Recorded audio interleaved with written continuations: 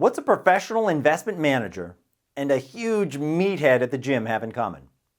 No pain, no gain. The buffed out beefcake wears this message on his muscle shirt, and the investment guy has his message in his brochure.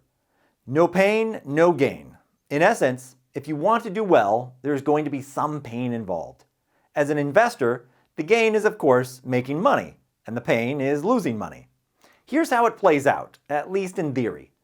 The more investment risk you take, the more money you can make. In other words, if you are willing to invest in things that are quite volatile and could lose money, those same investments are the ones that could probably go up in value the most. On the other hand, those investments that are more stable and have less risk of crashing probably won't shoot up in value overnight either. So check this out.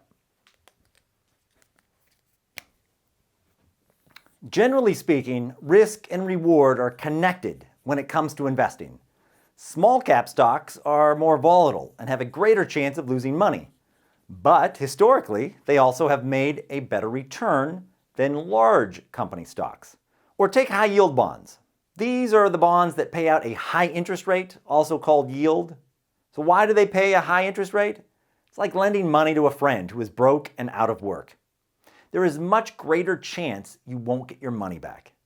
The big lesson here is when you see that such and such investment is projected to produce a 15% return, when everything else is projected to produce an 8% return, you have to ask yourself, how? Higher return, so they must be taking more risk. I'm not saying the investment is good or bad, but start to think in terms of higher return means you are taking more risk. If you do invest in this investment, would you want half your money in it or maybe a smaller amount, knowing that this is much riskier? Yeah, you'd probably want a small amount.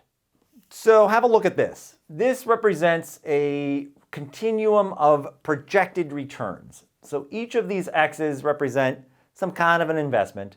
Some of them are a little bit lower return, some are medium, some are a little bit higher return. So as an investor, you have a portfolio of investments, each with different projected returns. But what happens if you are presented with an investment, pitched an investment, and they say, your return is going to be out here? So what do you think they're doing differently to get such a much higher projected return? Well, they're probably taking a lot more risk. And that may be fine. Maybe you want to put a little bit of your money in this higher risk, higher return kind of investment. But as an investor, you need to know going in, looks like a great return, but always be thinking to yourself, if it's that much higher than everything else, they're probably taking a lot more risk. So just know that going in, that this is a much riskier investment.